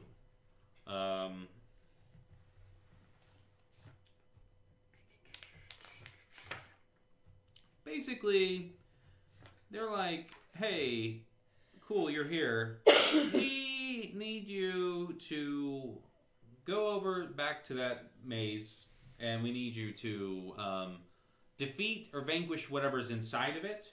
We need to figure out how to use its properties so that she's basically like, we've sent lots of like slave parties and like different groups in there, and they've all turned into minotaurs. We need to figure out how to weaponize that property. She wants an army of minotaur soldiers. She wants to use that maze and its properties that will turn you into a minotaur. She doesn't know how to get to A to Z. And she's basically like lays it down on the table. She's like, that's my turn. She's like, if you can figure this out for me, we can have this partnership. And she's like, and she's so like nice, but then she's like so cut and dry. She's like, all right, how's it sound? And the lady's like, well, Ribbon's like, well, I need, this is not what she wants, you know. So she's like, I need time to think about this. And at first, Ariel's like kind of taken aback, but then she's like, that's fine. She's like, you have free range of the castle till this time tomorrow. She says, you know, the fortress or whatever. And basically, you're the guest, and she hands each of you this black spider brooch, this like pendant. If you wear it on your like jacket or your cloak or whatever, you can pass in and out. It kind of just is like validates that you're supposed to be here. And it's basically it's her mark, so it's like it's from her specifically. They all know not to like screw. Yeah, exactly. And with that, you guys can retire to the room, the two or three rooms that they've given you. They give you like a suite, and it's pretty bare bones, but you have as much freedom as you. They didn't really stipulate how much freedom you have. So as much freedom as you feel comfortable exuding, you can at least attempt. But at the very least, if you wanted to, you can get a long rest here. Yeah. Or you guys could do whatever you want to do. You don't have to get involved with these people and what's going on. If you guys want to, you can. The way to the next. We could pass around the drow now since we got these brooches, right? Do what? Because we were hanging with these people, so we didn't get killed by the drow. Now Right. we have these brooches. Until this time tomorrow, you guys, and you could leave. There is an area they call the roundabout, which this giant construct worm digs a tunnel and it travels it back and forth like clockwork. It's not the way that the drow would travel to the next level. They have their own tunnel that if you win their favor, they might let you use. This way, you guys can go down there. There is a chance, though, that you could die. I'll be straight up with you. The book, there's a chance that you could die traveling that way because of the fact that this giant worm travels up and down it. Think of it, it's like the size of a purple worm, but it's made of metal. It's this big machine. There's just a chance that it's on the way up that it could just scoop you up and just smush you. So those are basically that's what Riven said to you guys outside the chamber. She's like, we can, you don't have to do this. She doesn't want you guys blowing the covers. She was more worried about that than what happened to you. She's not overly concerned. Yeah. Except for you. She's a little interested and a little more protective. It's a little like she doesn't want you to get smushed because she doesn't really know how you fit in to her plans because she's a little she's a little wheeler dealer. But so if you wanted to, you could sneak off in the night. Let's sneak off and maybe. Could we try to find the elven tunnel? I don't know. Yeah, you could snoop around this fortress if you want to. I'll just leave them a note. Might be pretty dangerous. Or but Meryl can just leave them a note and say it was official business per Hallister's request, as she assumes I'm in cahoots with him, and just be like. A note for who? The brother and Riven. Riven and her brother. For sure. Well, they're with you, so they're like. Do you want to? I guess they don't have to be with you. Yeah, if they probably have their own room. They probably have their own room. Yeah. You can definitely make plans not with them. So if you want, leave them a note or you could just. It's nice, you don't really nicely vague. Yeah, I don't think if you need. We gotta find the tunnel first, though. That's true. I'm just saying we took the sigils or whatever they were and bolted. How much of what did they have of mine? Just my crossbow and my rapier. They have all your stuff. Oh yeah, forgot that. It's all being held in an armory, in a lockup. So they'll give it back to you. You can go and say I need my stuff. We're exiting for the night. We'll be back, and because of your sigils, and then don't come back. You can come and go. You can up to a point wander around this place. If you're in a place where you shouldn't be, it doesn't matter what you're wearing. Well, let's just do that. Let's go get our stuff and put it around. Bizarrounds? Yeah. Well, so your plan is to take the giant worm tunnel to the next. Not level? necessarily. See if we can find. We're just gonna ditch these people. I'm pretty stealthy. Well, that tunnel too. tunnel's hidden somewhere here in the fortress. I say we go clear out that dungeon. That sounds fun. What do you mean? Go do what they say. Go clear out the maze. Yeah, just play along with them. That's an option too. Yeah, you guys can just do what they want to do. That's you don't have to. Is there a chance of negotiating with this sorcerer? With the priestess of the drow. Yeah. She's not interested in talking to you. First of all, right. She's only really talking. She's only really talking to. What if I had a Riven. disguise kit and looked like something else? Like what specifically? I don't know what I can do with a disguise kit. Disguise kit can a disguise kit's better at making you not look like yourself.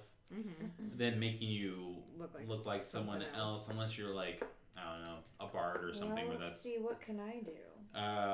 If you had like alter Turn self or her disguise self, into- any of those I didn't take that 'cause we were doing the that's animal fair. thing. No, that's fair. I have disguise self. Could I spend some points to maybe cast it on her instead of myself? What's the range on it? Self. That's what I mean. No, you that's a sorcerer thing. To be Gotcha. able to exchange range. Oh yeah. You can She could spend one. You can attempt to. Have you tried to turn back into an animal? Is that a thought that's entered your head since you've become?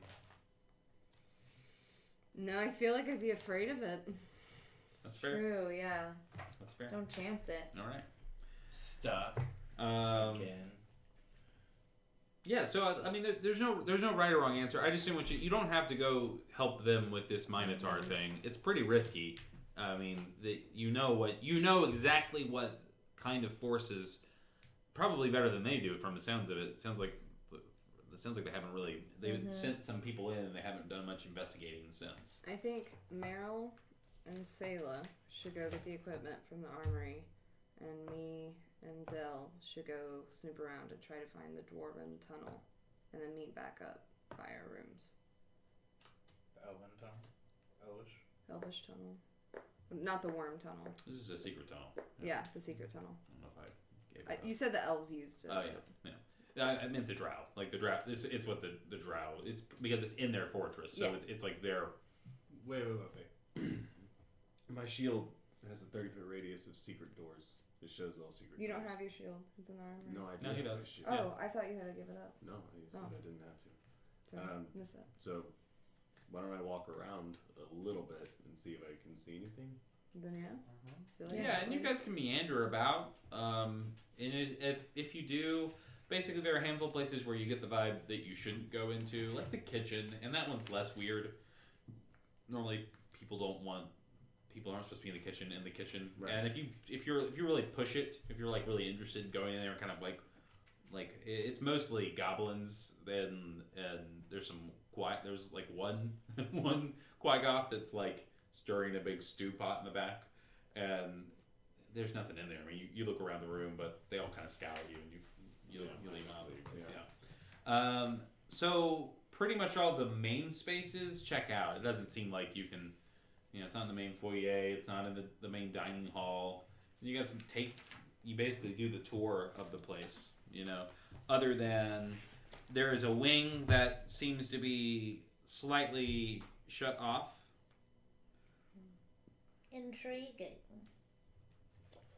There's this long hallway that has a door with a wooden door with like bars on it so you can see through it. But standing at the end of this 20-foot hallway is a drow male like house servant whose job is to guard this door. And he has a like obsidian dagger like ready and drawn. Like this is a special place. And then you kind of get the vibe that you're not even supposed to go talk to that guy. Can I possibly create a silent image? Sure. To distract him, and maybe we can get. What do you want to make? Well, wait. We don't have our stuff, and I don't know if this is not the armory, is it? Where you said you were looking for the tunnel because of the secret door thing. Just so we could know where it is, and then we can go get our stuff. Yeah, you guys are just looking around. I'm just describing the first thing to you that looks out of the ordinary, that's off the kind of the main path. There's also another section, like a stairwell that seems to be off limits because there's two guards. Mm-hmm. So there's an upstairs area that you guys would need to slip past two guards, and then there is this tunnel that has one guard that's kind of like guarding this very specific. You wouldn't even know that this was a hallway if it wasn't, if there wasn't this guy standing right by. You might miss it. I mean, you wouldn't because of your shield, but it's just like cut in next to like these stairs. You wouldn't even see the doorway.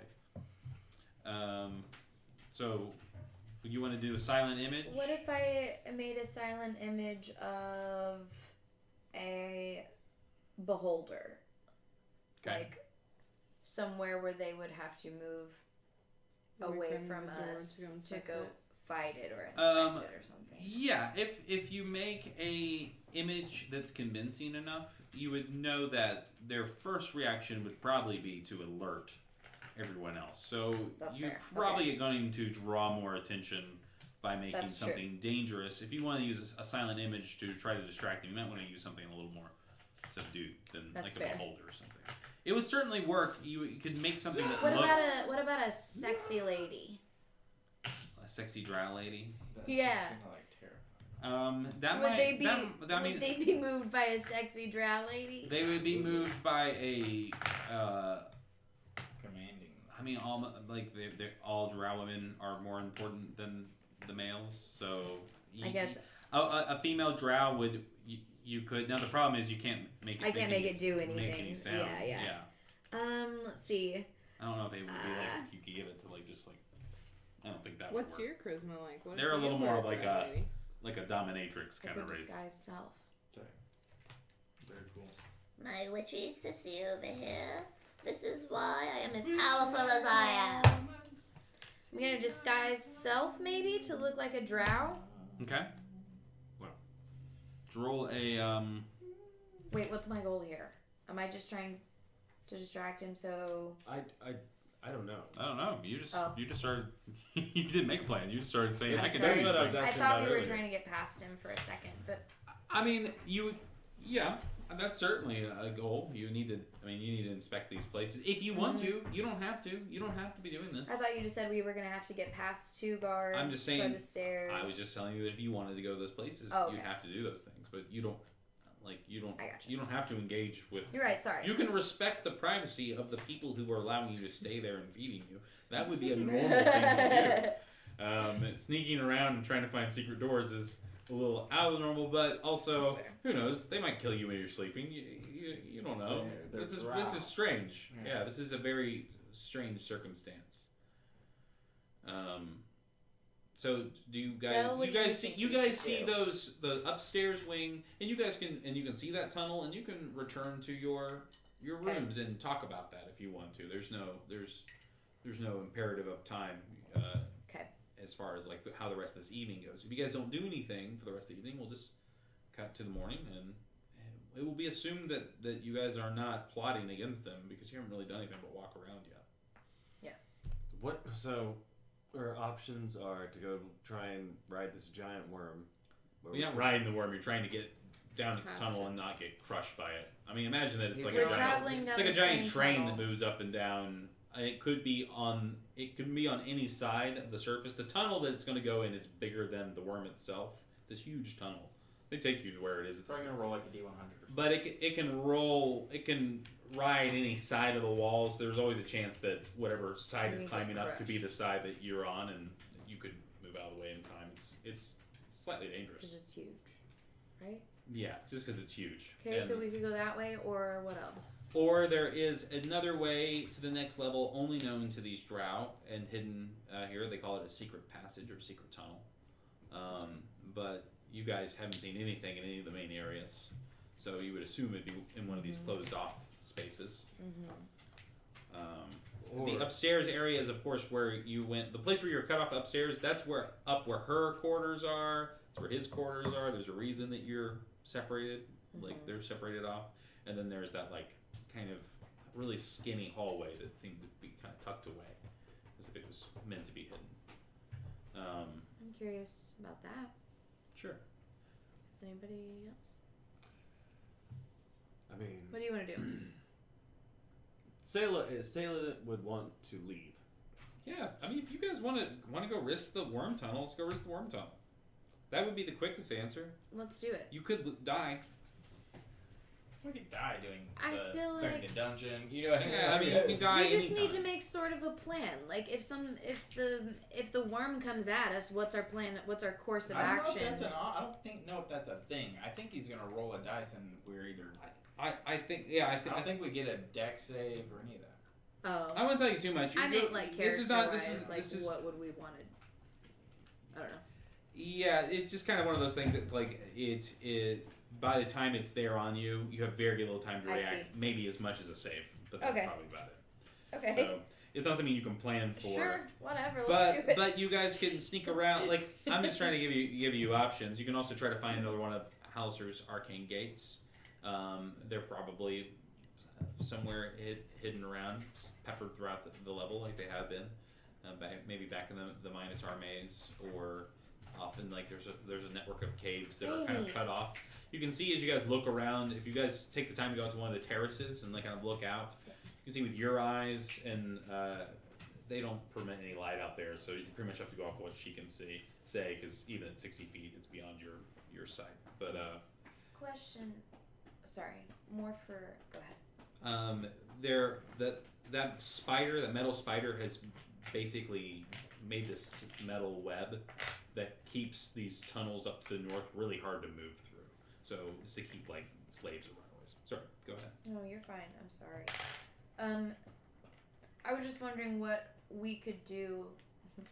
Could we do anything to get the drow to just tell us where their secret passage is, or like spill the beans? You know what I mean? Like, how do we find out from the drow where it is? Well, maybe you have to be more specific. So That's what I'm think as your wondering. character.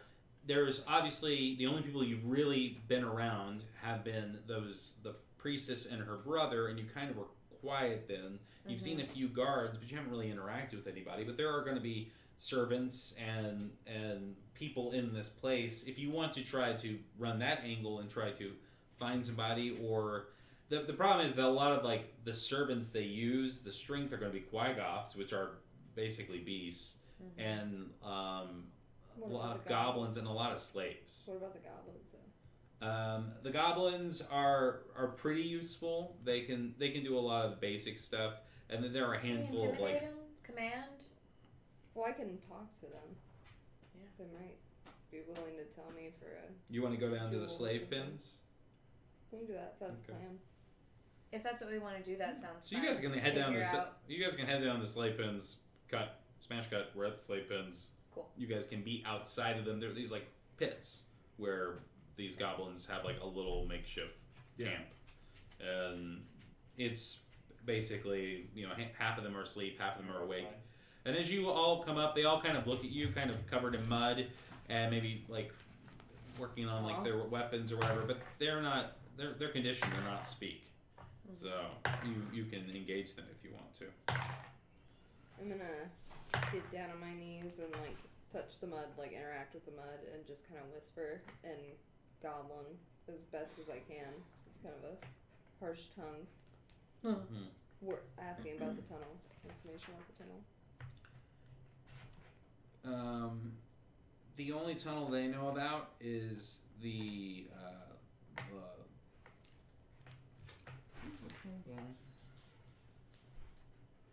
is it called? The worm one?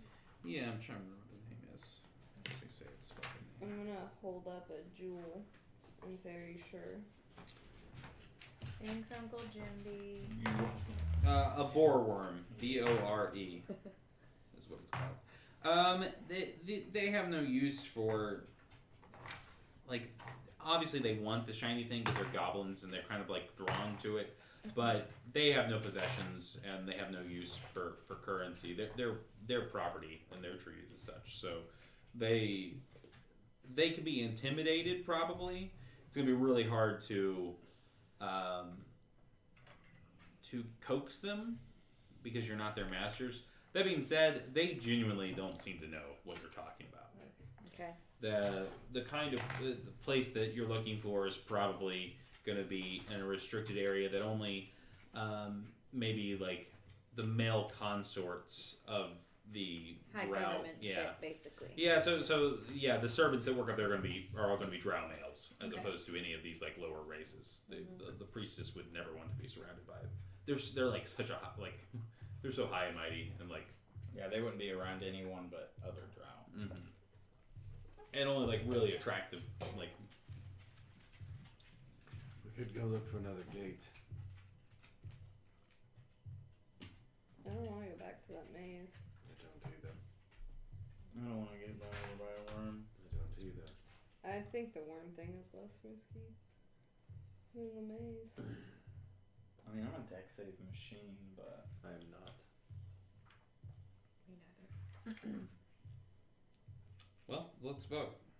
I mean, what are you? With your ring of flying, couldn't we fly through the middle of the center of the tunnel and avoid the worm? Not all of us, just me. Well, it is going to be about 3/4 the size of the tunnel. So even with a flight, it's going to require a deck save because of the speed it can burrow versus its size and the randomness of the course it can take. It maybe could improve improve it or like give you advantage. Being able to fly might help you out of a fail into like another check or something, but it's not going to be able to completely like circumvent. Okay. Here, I'll read this and maybe it will make more sense. Keep turning it away from me. So the main chamber where this hole is, it looks like a big donut-shaped chamber. The boreworm, like a drill bit, went through and made this perfectly like round and smooth chamber. And then there is a hole. So it uses this chamber as a turnaround, like a subway train. There's probably one on the other side too, and it just goes back and forth and back and forth. And as it goes, it just continues its path all around the tunnel, going in like a spiral, like it was drilling, but it's just not drilling anymore. The worm doesn't fill the entire tunnel, so smaller creatures can try to slip past it. Yeah, you'll get to make a dex save.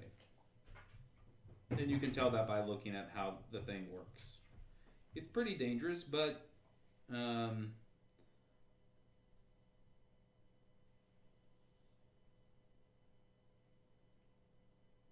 I mean, yeah. It's all pretty dangerous. True. That's just a butt hurting way to die. You know? Yeah. Mm-hmm. That's all. Well, you're fine. We could Oh, I'm fine. Yeah, you got a handful of lives. Well, I'm not voting. Find the That's how drow. fine I am. tunnel. If you let's put it this way, if you this is dangerous in a very like obvious way. This is a Right. life in your hands kind of like maybe did I survive this or not. Sneaking around a drow fortress while under the pretense of being friendly is an equally as dangerous thing. True. I feel like there's a lot more checks with that one though. There are a lot more checks with that one. There are a lot more opportunity to sway. It is less of a Mess up, yeah. yes. Metagame, I'm totally cool with. Yeah, whatever you guys do y'all whatever you wanna want. do. There's no right or wrong answer. There's I mean, yeah, what? Come on, baby. I think really, character-wise, Sailor would just say, "Fuck it, I want to go take the worm tunnel." I think I would not keep character messing around with wise. these drow any No. longer. I don't want to go play around in the. No, I don't want to go back to the maze. I don't want to mess with the drow. I just That want to maze leave. has con checks and wordsmith checks for days. We'd have to True. go back with these two nincompoops. True. Okay. I think Let's Oh, give that it show's a character wise, Meryl would probably be more interested in finding the drow's tunnel. But that'll be fun to play. I'm totally cool with taking the worm tunnel. So let's do it. She doesn't have to like it. She just has to follow the crowd. What's your vote, man? Oh, I don't care. Nicole quits. Whatever. I'm out. Screw you guys. No tunnel at she all. hates this game now. All right, so did we come to a conclusion? I feel like you didn't vote for some reason. What did you? Only because I'm immortal, kind of, for a little while. You still have Let's to do the vote, worm though. tunnel. I guess I do have to vote, Yeah, but I don't really want to like vote against anyone. No, you're still part of the experience. We just need to figure out which way what we're It's doing. just what Isn't it? I'd say direction we're worm going. tunnel, but Worm tunnel. Let's Yeah, do let's do it. Worm tunnel. There you go. it. Meryl I just says hate this making is a very bad decision that's idea. gonna like, deck save, death ray somebody. Yeah, I'm gonna fucking die. Yeah, like. Says, do you realize how likely it is that we die in this tunnel? Pretty likely. Well, it's not pretty likely. It's just. This is a very bad idea, is what it is. There is a perfectly wonderful tunnel just sitting there, waiting for us to walk through it, We may be able to with persuade birds check a singing drow. around us.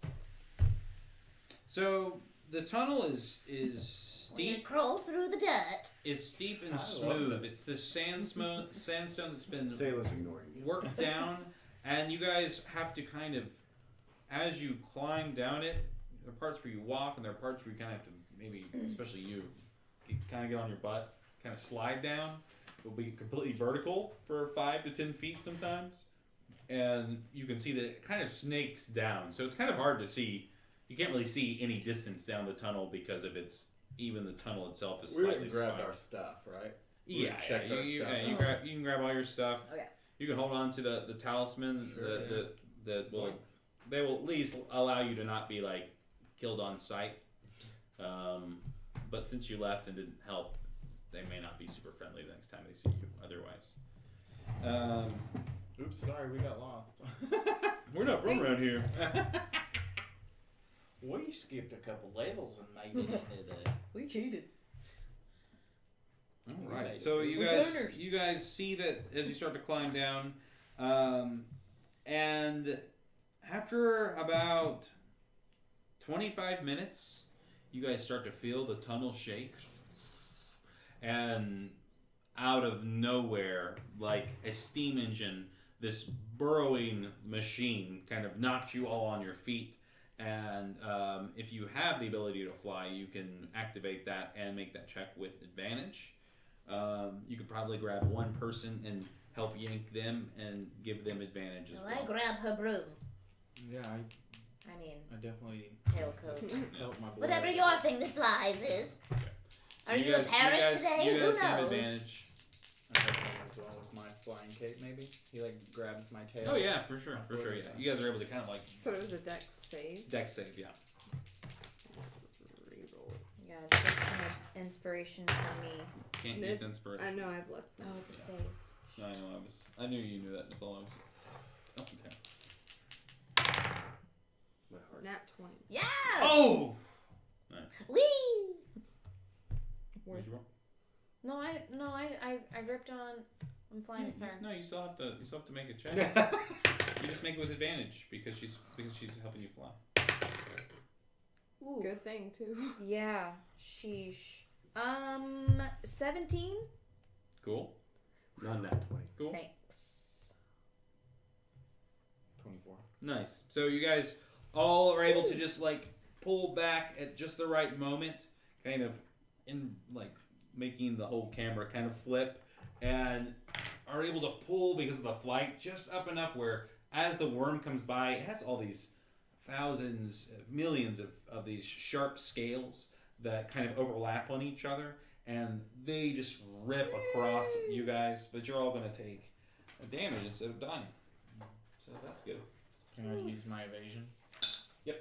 And take no damage? Yep. Instead of... Can I cast shield as a reaction? Nope, won't help you. Shield raises your AC, and this is a Oh. save.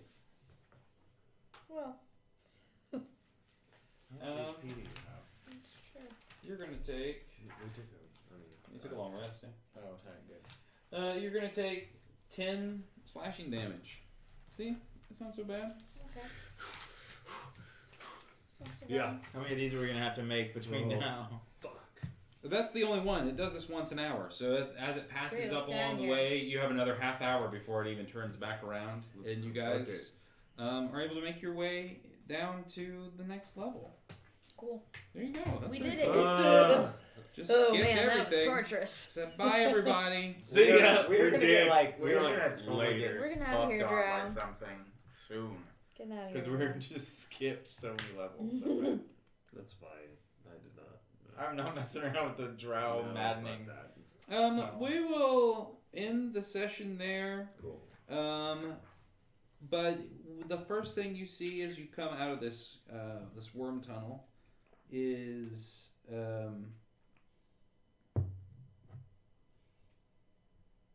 okay, cool. Is Is what? Is what? what?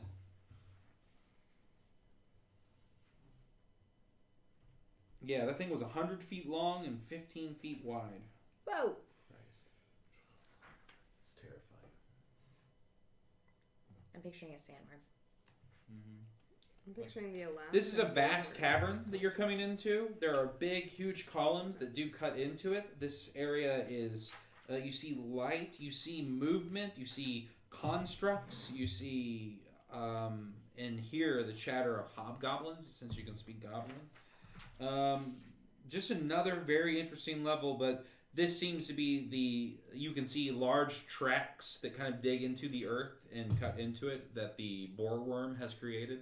And this seems to be whatever created the boar worm originates from this level. So that's kind of like, as I see it, you see a lot of like maybe like smoke coming from little settlements maybe. I haven't really read this level, so I'm kind of just throwing stuff out. But there's a junkyard off in the distance. There's a big machine that that seems to be set atop some wreckage. Lots of like scrap metal. And there seems to be like a palace, right? Yeah, there's a palace. Anyways, so we'll dive into that next week.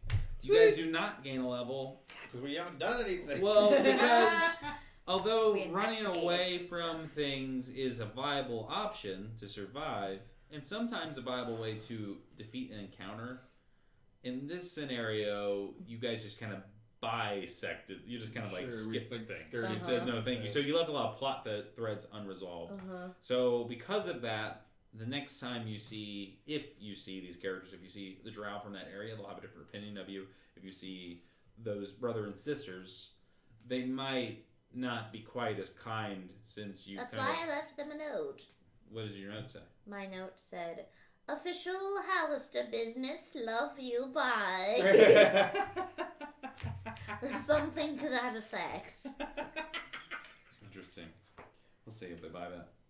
I'll come up with better interpretation. So yeah, I mean, but that's fine though. I mean, also you guys are super powerful and have tons of stuff, so it's not like. Let's see if there's anything. If we see them again, it'll be after we. Yeah. Let me see if there's anything worth picking up along the way. All right, and then we're gonna watch Game of Thrones because that's what everyone else is doing right now.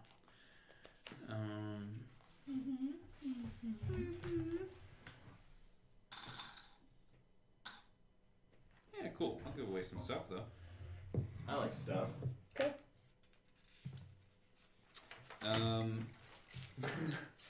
You guys are gross. Things you could just pick up that were just kind of hanging out, that they didn't have their eyes on, and that you guys just kind of grabbed as you walked out. I'll take that. Might as well. Insult to injury, right? Sorry. They did say you could have full run of the place, right?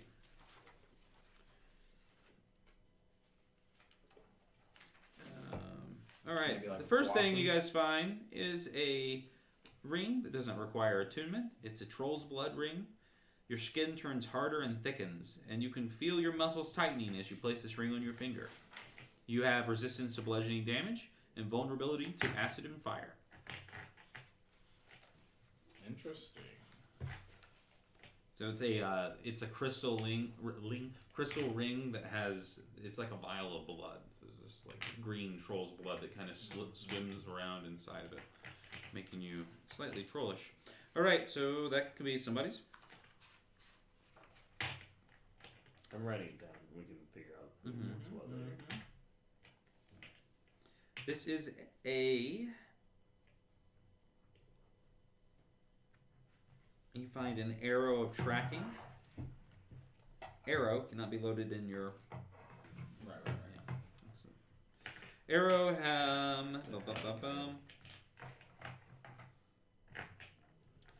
This arrow has helped many adventurers track their monstrous prey in the twisted caverns and mazes of the Undermountain. However, it rarely is used by an adventurer more than once, for they rarely survive to encounter the encounter which they sought. You can use an action to fire this arrow from your bow.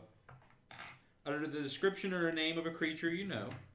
If you're within 1,000 feet of the creature, the arrow will travel towards it at a speed of 50 feet per round. The arrow of tracking leads a glowing red trail in its path and remains visible for 1 minute.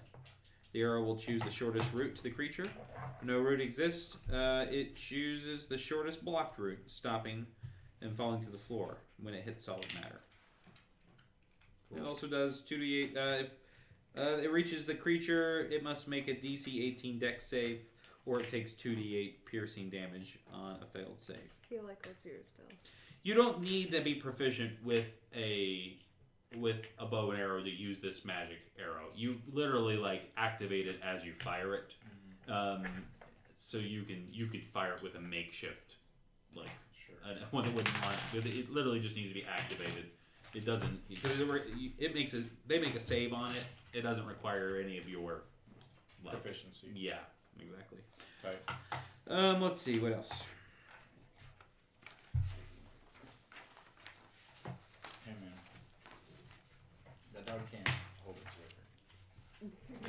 You see a compass made of Zerk wood. It's a homing compass. You can use an action to speak the command word whilst looking at it. The compass needle spins wildly on its axis, setting this location as its source. As you move away, the compass will always point to that source location. Once you use this action, you can't use it again until the next time. So you can find pin a spot in real time, go, I want this to be a place, and as you walk away, the arrow will always point in the direction of this spot. So it'd be great if you guys are trying to get through a maze. A fucking maze. Yeah. And the very last thing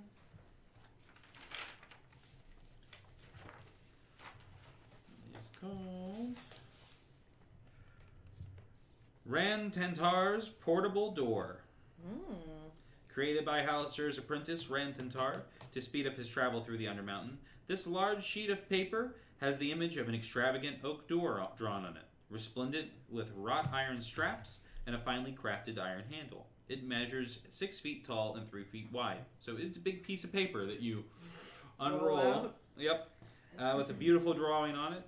When held against the wall or another structure, no thicker than 12 inches for 30 seconds. The paper affixes to the door, creating a temporary door to the space beyond, which can be opened both ways. So whatever the structure or wall is, it can't be more than a foot thick. So if you put it on the door, it will adhere. It just will open up to the rest of whatever's underneath. The paper will remain on the door for 1 minute before falling to the floor. Anyone can prematurely release the paper by pulling upward on the handle from either side, which causes the space to disappear. Should a creature be in the space, they're expelled and they suffer 2d6 bludgeoning damage. And they fall prone. You can fold it down to 12 inches by 8 inches, and it is surprisingly hard to damage. It doesn't catch fire, doesn't get wet. I mean, it gets wet, but it's like paper with like a dollar bill. You know, you can just like dry it out. That's awesome. Yep. And once you use it, you can't use it again until the next dawn, and it only works in the Undermountain. It specifically works to travel through the Undermountain. Here's the letter that they found.